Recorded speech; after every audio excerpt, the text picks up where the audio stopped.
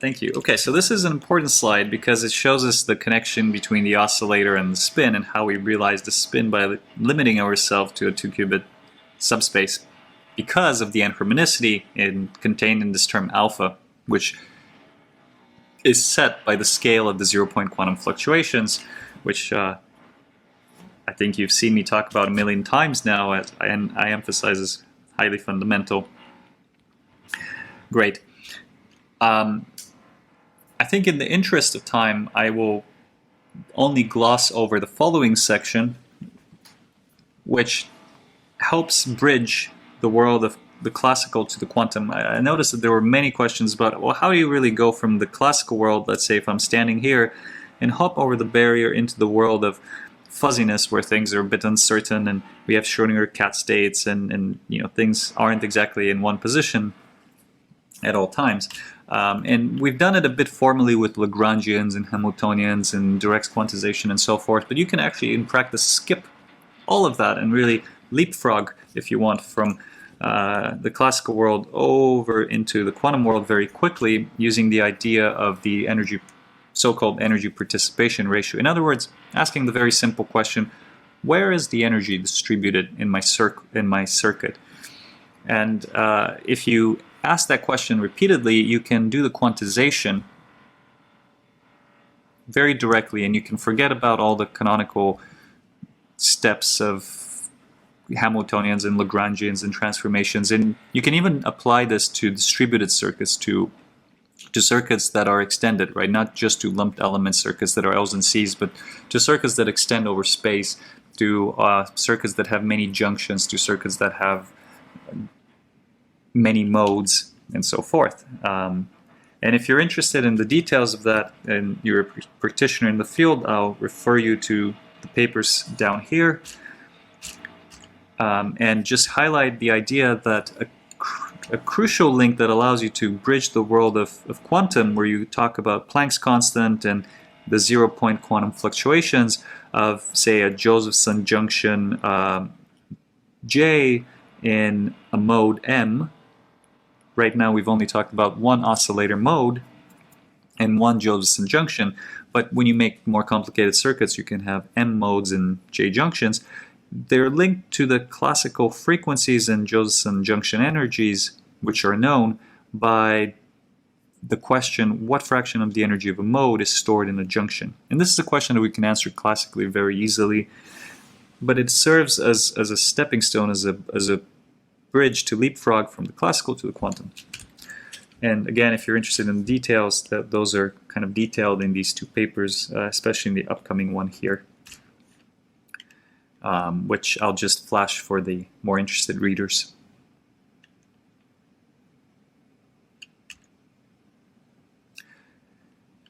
And so that leads me into the transmon qubit. How do we control it? So I'll briefly review some of what you did in the lab yesterday and maybe try to give more of an intuition and a picture rather than going into too much math and for the rest of this talk. This is what the physical transmon picture looks like. Again, all of this occurs in real physical devices.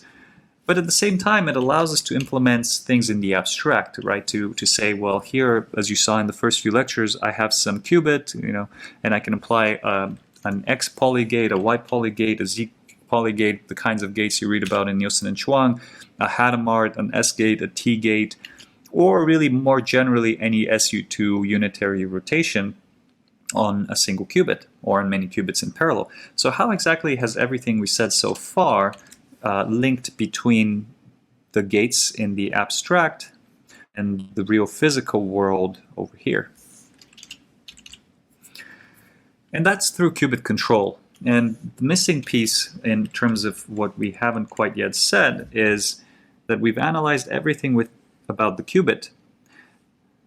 But there was a question, how do you measure it? How do you control it? Well, here is a control line. This is a transmission line, just like the coaxial cable at the back of your old school TV,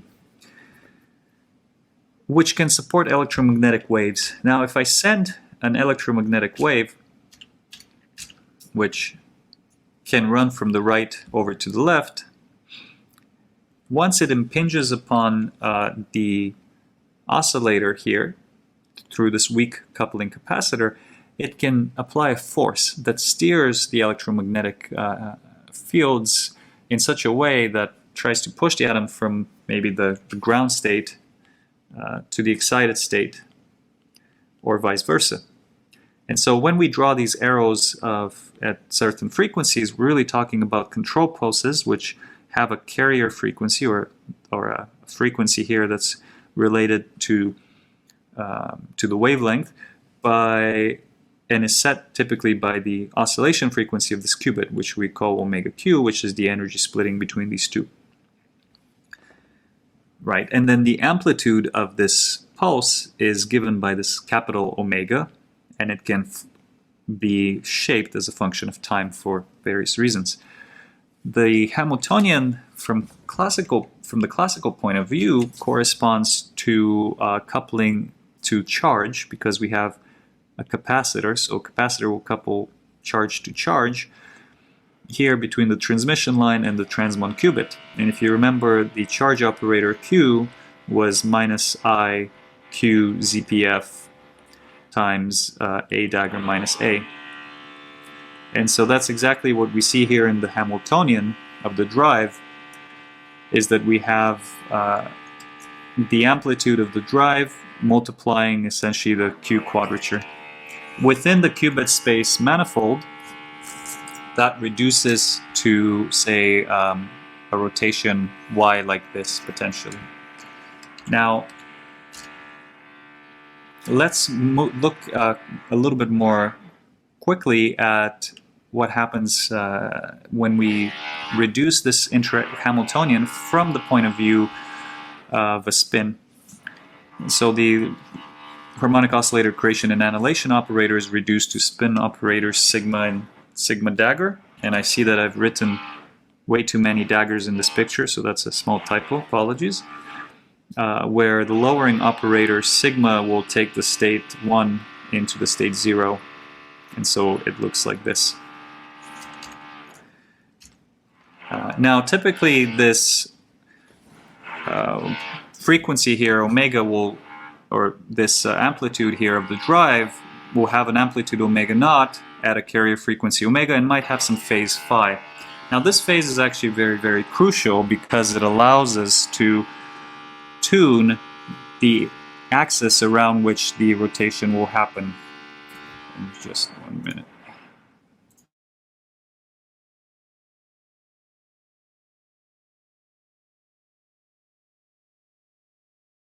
There we go. Hopefully you can see me or hear me. Thank you.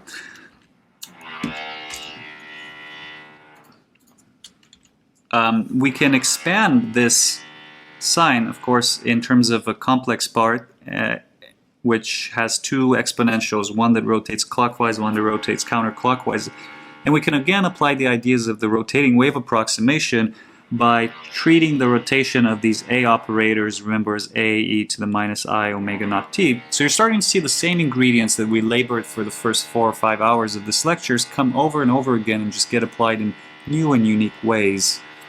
Now if you multiply out this omega from here into that product of also oscillating terms and apply the rotating wave approximation, which I think was done in the lab in one way, in a version, you can reduce the Hamiltonian into two pieces in this interaction picture. A piece that depends on the detuning and sets the amplitude of your rotation of the Hamiltonian in the axis of the energy, or the z-axis, which is the drive frequency minus the natural frequency of resonance, plus a term that goes like sigma, sigma dagger, and depends on the phase of the drive applied. Now, depending on the phase that you choose to set in your drive, you can choose to set the effective Hamiltonian to have either a rotation around the x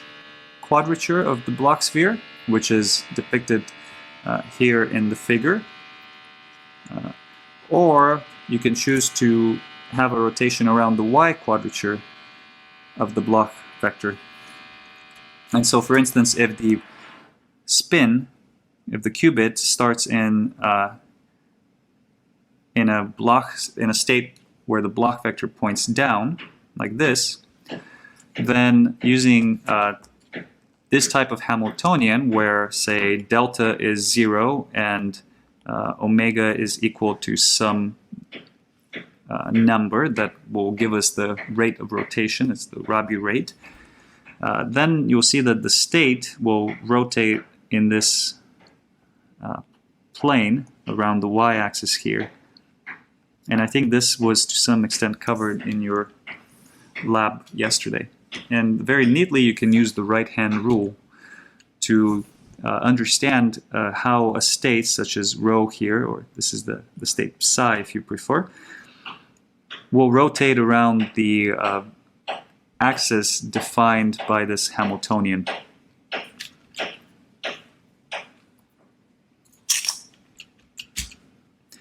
And so by choosing the phase of the drive theta, and by choosing for how long this pulse is applied at a given rate, we can implement the x poly, the y poly, the z poly, the h, the t. The s gate is done by typically a change in the phase phi. It's in practice a software rotation, or it's a delay in the phases of future pulses. And that allows you to then create in general any unitary SU2 operation, meaning a general unitary rotation on the qubit state.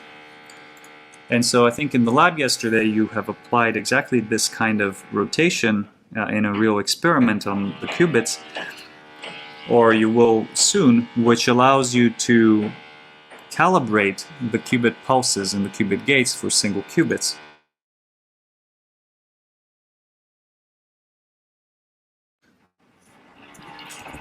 Thus, by steering the atom with this drive omega of t, you can vary the time, or the amplitude in this case, of the drive pulse omega. And as a function of that, you see that you're going to rotate for a fixed time the qubit starting typically in the ground state, and at a given rotation angle you can go up to the excited state, and that allows you to calibrate a pi pulse, which is say an x gate or a y gate and so forth.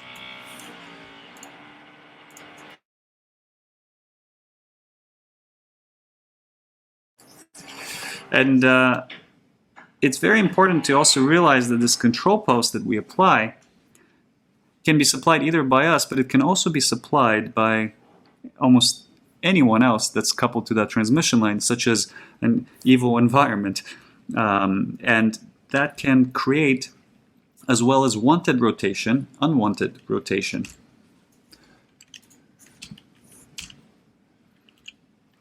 Now imagine that instead of us sending a nice, coherent, beautiful pulse, we rather have a noisy pulse that's controlled by, say, maybe a thermal bath or noisy electronics or some other incoherent source. This kind of noise, which by the way could also be, again, quantum zero-point fluctuations, this kind of noise can then drive the qubit stochastically, and that can lead to uncontrolled random bit and phase flips. And this is a fundamental manifestation of a major topic in condensed matter physics, which we'll only touch on here, called the fluctuation dissipation theorem, which says that anytime you have control of a system, you're also equally opening it up to a proportional amount of dissipation and noise, because noise can come in from here and drive the system, and likewise energy from the system can leak out into the environment. But I only want to expose you to the ideas here, and these are a little bit maybe more advanced, as indicated by the dangerous bend symbol, but can nonetheless provide a nice intuition for a lot of what you see in the experiments.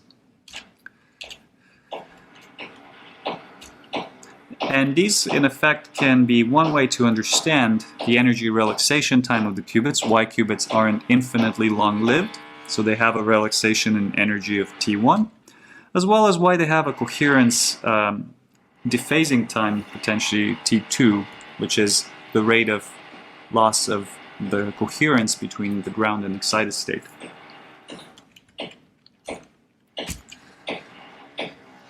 there was a question earlier in the discussion about how have these coherence times been affected by developments in materials, by developments in the community, and especially since the early days of finding out that the degree of phase difference between two superconducting islands can act coherently, even though it's a very macroscopic phenomenon. And that looks like this. Here is a somewhat famous plot at this time, which starts all the way back with the first superconducting qubits in the late 90s, which had lifetimes T1s of about a nanosecond or even below. That is, once you put energy in the excited state of the qubit, it would relax in about 1 nanosecond, a very, very short amount of time, down to the ground state. And through a series of really incredible developments, we have seen an almost exponential growth both in the coherence and the energy relaxation time, the T1 and T2, of both qubits and cavities over almost 8 orders of magnitude in the span of 20 years.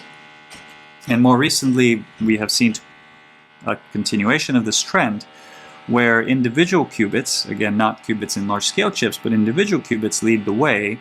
Again, these points represent best reported individual qubit results for different varieties and exploratory devices. Of course, multi-qubit systems are more complicated because you have many more devices happening, and often when you give up again in isolation of the qubit, you also give up in control. And at the end of the day, the thing that matters is how much control can you exert in a given amount of time that the qubit stays coherent and can contain its energy. But I personally find this a very optimistic graph. Now, there's some advanced topics here which I'll only flash through and leave it for further questions at the end of this. And that will lead me into a primer on quantum measurement. And for the rest of this talk, of this lecture, I'll focus mostly on the ideas and try to convey to you a few key points rather than going into a lot of the details. Perhaps the best way to introduce measurements is with a cartoon. And I'll let you read this cartoon very briefly.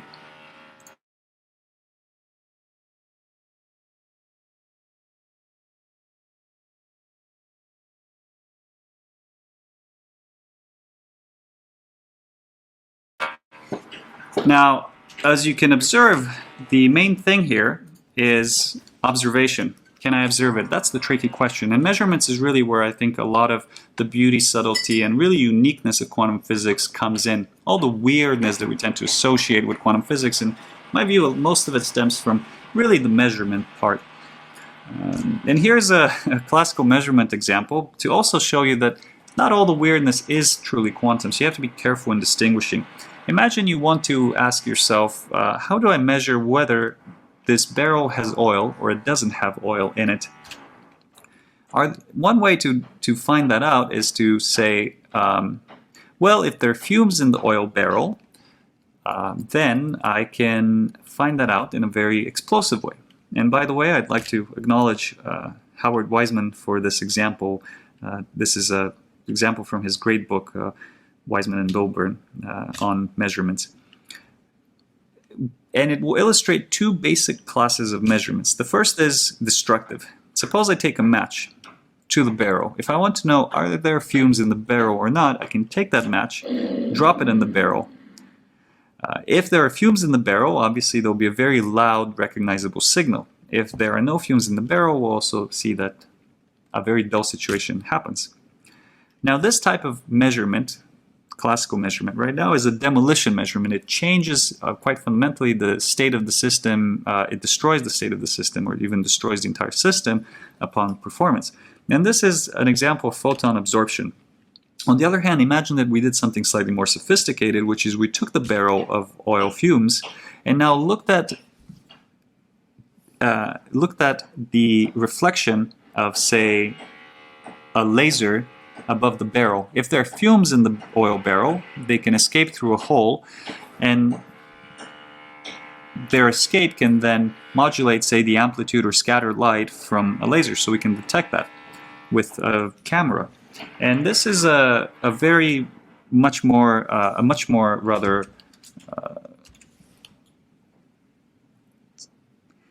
undestructive or non-destructive, non-demolition type of measurement, a measurement that measures the state of the system without destroying it, right, in a more indirect manner.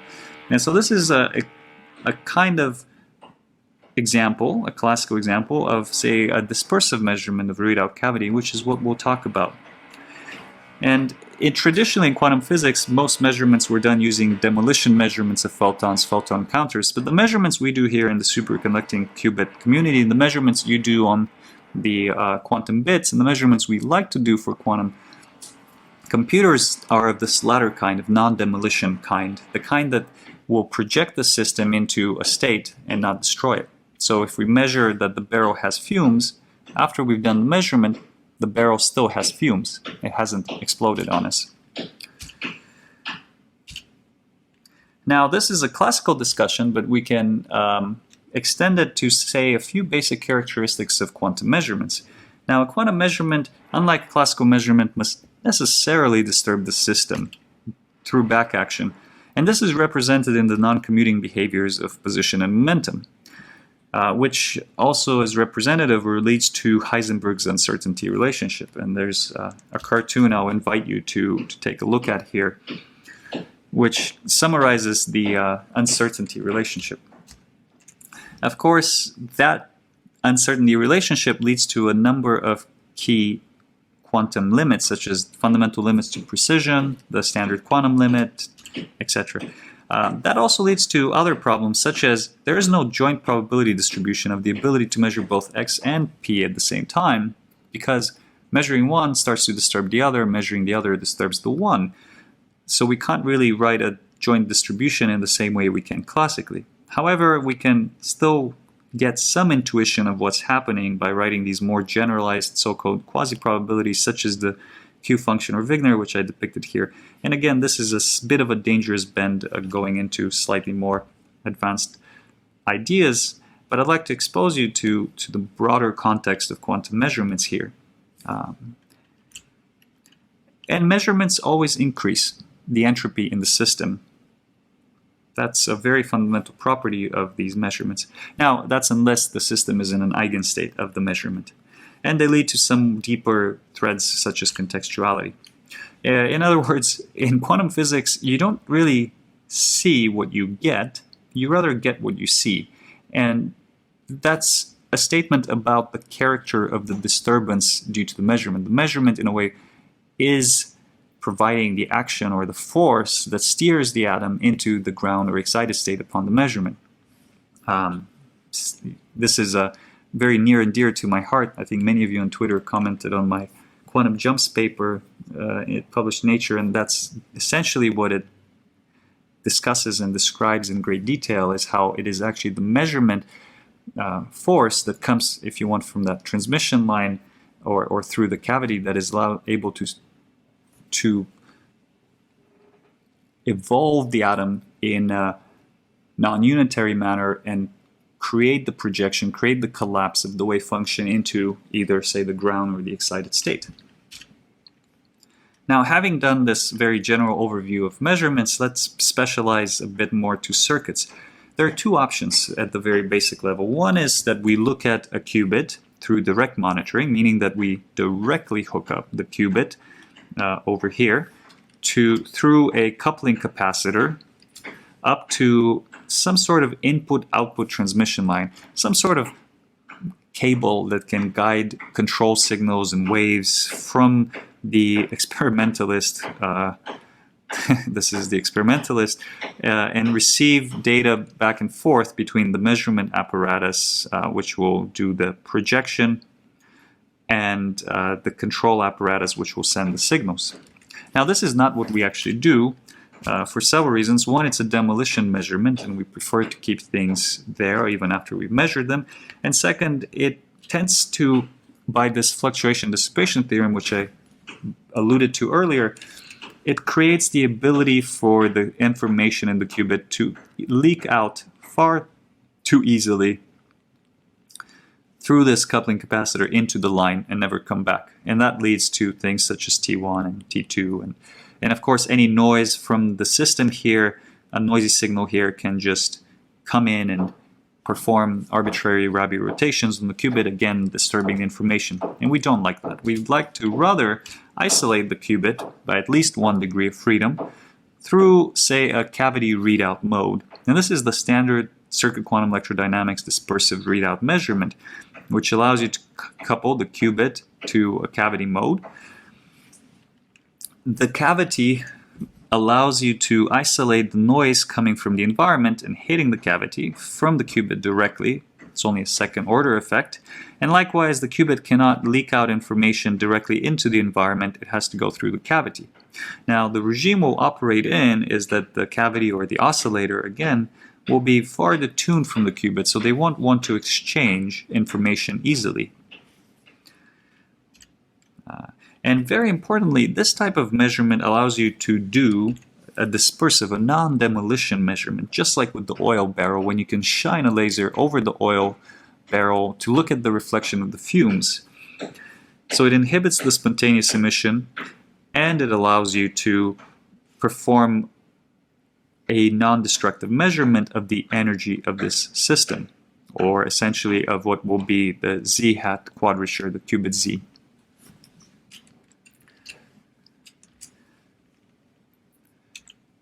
And how is this actually implemented in practice?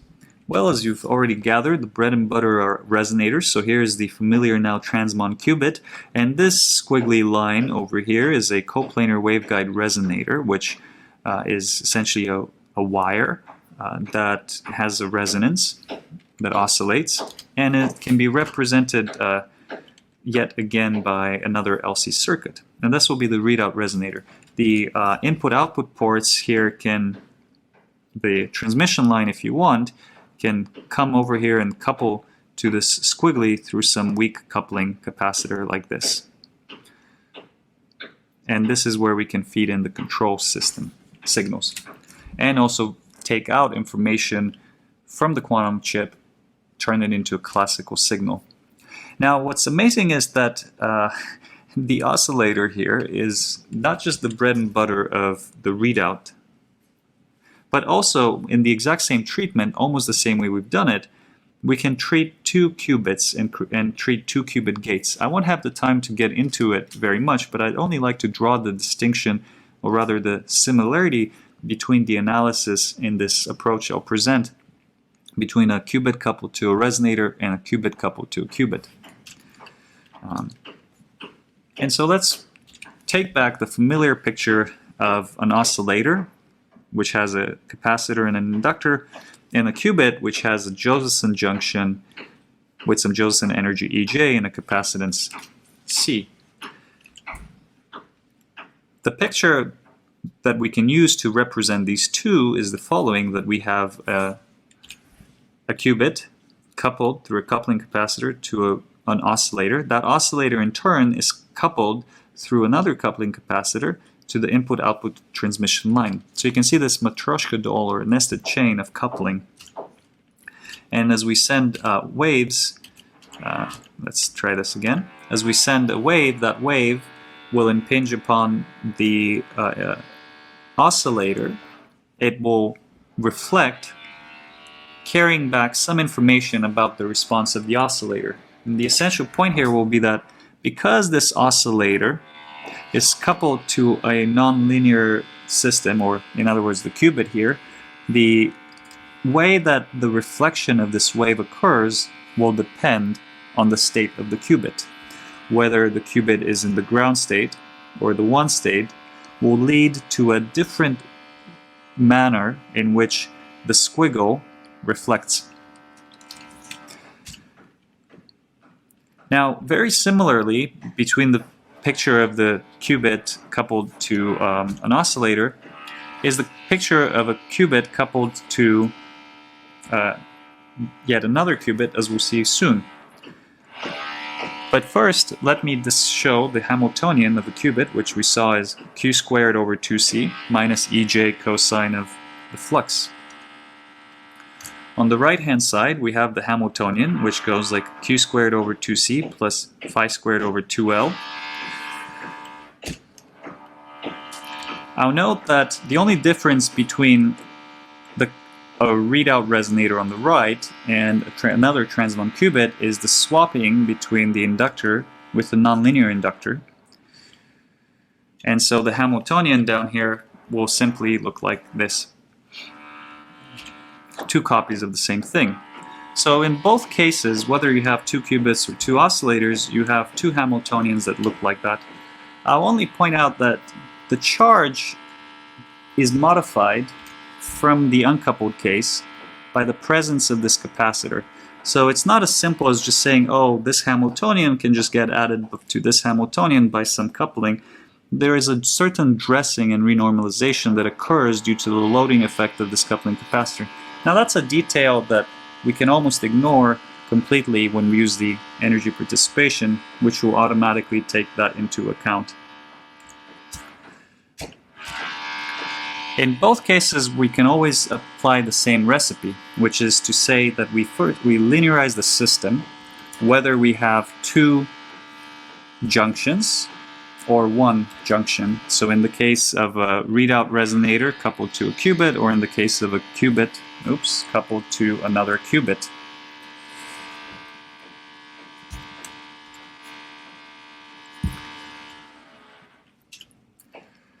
And the idea, as before, is going to be that we linearize the system, we break up the pieces into a linear and nonlinear piece. Then we find the normal modes of the system, which have resonant frequencies. And here I only will give you the big picture overview and won't go into the details. We expand, just as before, into a linear piece and a nonlinear piece, the same way that we did for the case of the single transmon.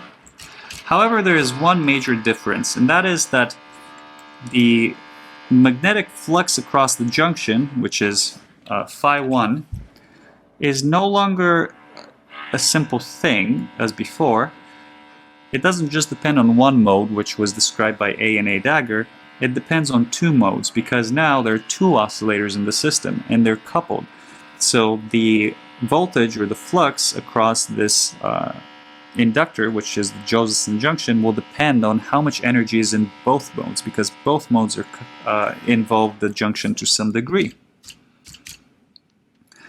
And in other words, we can rewrite that the magnetic flux across the junction, which here I've labeled as phi 1, and I can put a hat on it for the quantum case, is no longer just the 0-point fluctuations of the junction times A dagger plus A, but rather has added to it the 0-point fluctuations of B plus B dagger.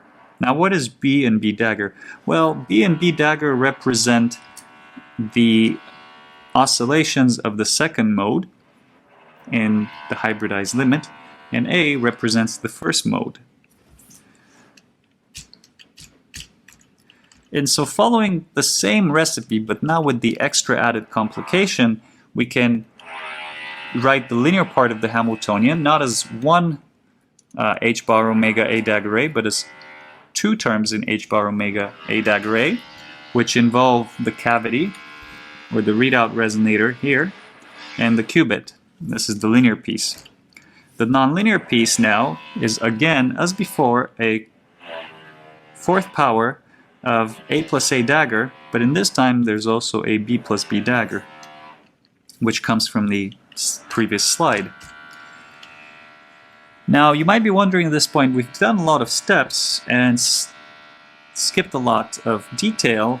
How do I know what the value of these 0-point fluctuations is? Because we saw in all the current discussion that the amplitude of the 0-point fluctuations is absolutely key to understand. And to that I provide you with a shortcut, and the shortcut is to say that the 0-point fluctuation amplitude of junction J in mode M is equal to, or is given by, the frequency of that mode, the linear frequency of that mode, divided by the energy of that junction, times a simple number, a participation. How much of the energy of the mode is stored in this junction? So for instance, if these two oscillators were perfectly hybridized on resonance, the participation would be 1/2. On the other hand, if one of the oscillators was completely uncoupled from the other one, if we removed the coupling capacitor here, then the participation of the Josephson junction in the mode of the qubit would be 1, since there is only one inductor in that mode. And the participation of the Josephson junction in the mode of the resonator is 0. And the participation is a number that's bounded between 0 and 1. And it is that simple, easily to calculate classically number bounded between 0 and 1 that completely determines the amount of quantum zero-point fluctuations that the magnetic flux will experience. This participation is entirely determined by the circuit parameters here. And as before, we can apply the rotating wave approximation, which allows us to arrive at a Hamiltonian that looks like this of the coupled system. And in fact, I'm going to actually let us jump ahead into a simpler version of it. So after we've written up all of those steps and followed the same procedures as in the earlier part of this lecture, we can arrive at an expression that's somewhat simple. And it's the following. That will explain how the readout operates.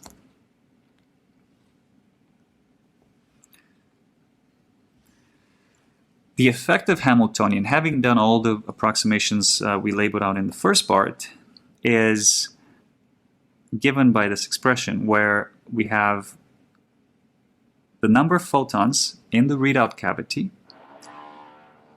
multiplied by the number of photons in the qubit, which for a qubit is either 0 or 1.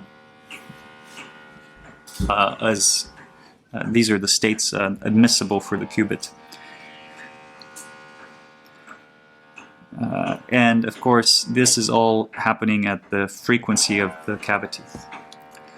In other words, if I look at now the transition spectrum, we previously saw that for a simple qubit, we can write down the frequency of the transition between the 0 and 1 levels as omega qubit, and then the frequency of transition between the first and second level as omega qubit minus alpha. These are split by the anharmonicity. Now, we can almost entirely ignore and forget everything else for the qubit happening in this part of the frequency region because we restrict ourselves to working with a qubit rather than the full nonlinear oscillator, and so we bound ourselves to this narrow window in frequencies where we can control the qubit and apply an arbitrary SU2 operation on the qubit. The cavity is now a new addition to the spectrum. At the frequency omega cavity, of course, the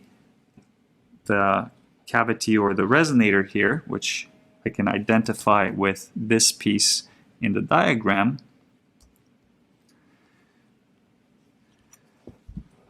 has not one resonance, as a classical harmonic oscillator does, but in effect it has two resonances. And that's because of this nonlinear coupling between the first mode and the second mode. In other words, imagine that I have a state, psi, which is equal to now the product of two things. It's, say, the product of the qubit ground state 0 and the cavity state 1.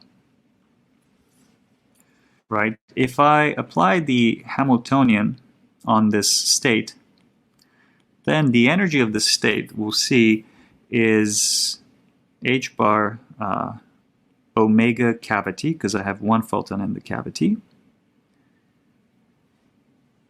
And that's it. The A dagger A will times zeros over here. The term A dagger A times 0 will give me 0. However, If we now consider the effect on the state, not 0, 0, but on the state, say 0, 0, 1, and let me maybe rewrite that since we're running out of space. Let's say that we now apply the Hamiltonian on the state psi equals 1, 1, where 1 indicates that there is one photon in the qubit, and the second one indicates that there is one photon in the cavity. The energy of the state, h on psi, is equal to h bar omega c times, or rather minus h bar chi, which I can write as h bar omega c, which is the cavity frequency, minus chi. Cavity and resonator I'm using interchangeably, so I apologize if that's a bit confusing. Right, and this occurs because, again, a dagger A on 1Q is equal to 1, applied on, is equal to the number 1 applied on the state 1Q. That's because A dagger A is the photon number operator, and these are eigenstates of the photon number operator, and B dagger B applied on the cavity state 1 cavity is again 1 times the cavity state. Okay, so with that little algebra, what does this actually look like in a spectrum of frequency? Well, when you add in the fact that this oscillator isn't infinitely long-lived, because remember we said that this oscillator is coupled through a weak coupling capacitor to the output line, which means that energy from this oscillator can leak out into the transmission line and lose itself. That means that it doesn't have just one definite frequency because of dissipation. So if we try to excite this oscillator using this red excitation pulse here, what we can see is one of two possible cases looking at the reflected signal. When we send a microwave tone at a frequency that is far detuned, such as say here, from the resonance of the cavity, which we'll call omega cavity at this axis, then the cavity response is essentially 0. And that's because when you drive an oscillator far away from resonance, it doesn't admit a lot of energy. It isn't able to store a lot of energy for a given excitation. However, as you get for that same amplitude closer in frequency towards the resonance frequency, you have the resonance phenomenon, which allows energy to build up inside of the oscillator. And so on resonance, when you drive the readout cavity here with its cavity frequency, you notice that you can get in a lot of energy into the oscillator. And so the height here of the curve, the response, is indicative of how much energy you can excite inside of the oscillator for driving it at a particular frequency. Now, there are two cases still, because the qubit has two different positions, and as we saw, the energy of the cavity actually depends on the state of the qubit, and it's given by this nonlinear four-wave mixing interaction up here. And in particular, it's given by this term, by the cross curve. And so the cavity frequency will actually take either of two values. Either it will be at omega cavity, which is the case when the qubit is in the ground state, as we saw on the previous slide, or it will take the value of omega cavity minus chi. Chi is some number, some constant, call it the dispersive shift. Typically, this value chi here is of the order of a few megahertz in energy scale. So it's a very tiny little number compared to omega cavity, which is on the order of 10 gigahertz. But it's a large enough energy shift that it can be easily resolved in practice. And what you're seeing now is a conditional dynamic. This body, the cavity, has one of two possible frequencies. It's either at omega cavity or at omega cavity minus chi, conditioned on whether the qubit is in the ground state or the qubit is in the excited state. And so by shining a microwave tone typically at the middle between the two peaks, which provides, in a sense, an optimal resolution, we can distinguish the state of the qubit indirectly by looking at whether the cavity is excited in the green peak or in the red peak.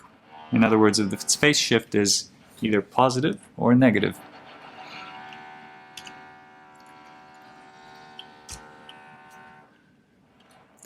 So in a way, it suffices to simplify the discussion we've had and reduce it onto an interaction picture where we only really talk about two things.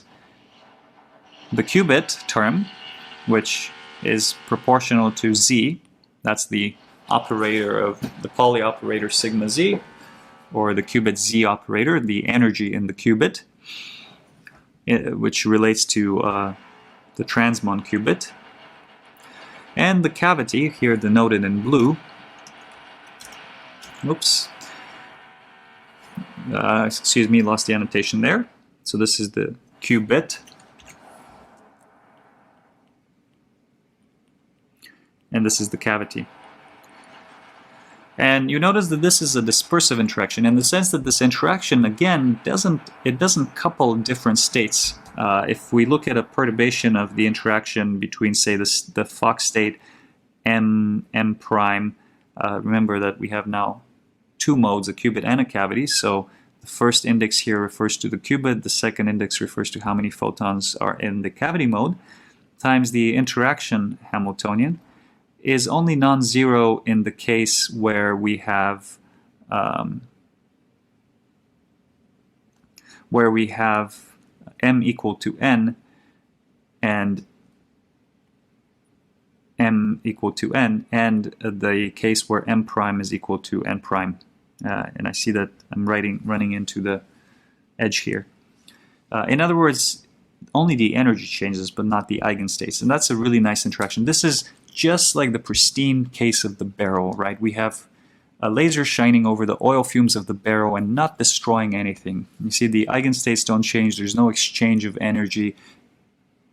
We haven't lit the match to the qubit. Now, for the slightly more advanced view, again, a dangerous bend symbol, the way that you can, in practice, resolve the state of the qubit being in the ground or in the excited is to consider what the integrated wave reflected back from the readout cavity looks like. And this is just another way to present these two peaks, these Lorentzian peaks, except that now we consider both the phase response and the amplitude response, or again, we're in the complex quadrature. And again, we see these kind of complex action angle type of variable, alpha, which which can take the oscillator in one of two possible steady states. So at its end, the oscillator is a displaced vacuum state, a coherent state, which either sits here when the qubit is in the ground state and the cavity is driven, or the cavity sits here, essentially, in phase space, when the atom is in the excited state.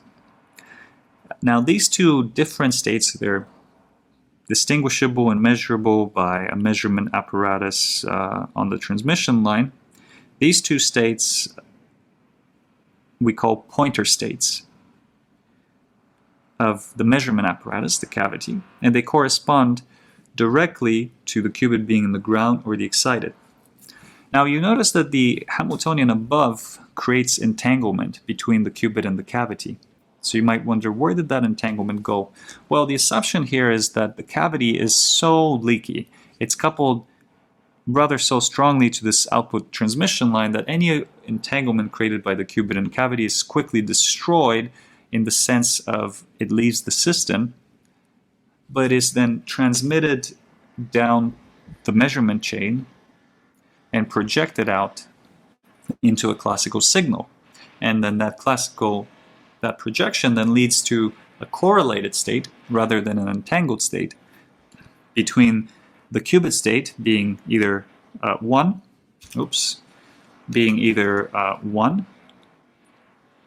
or 0.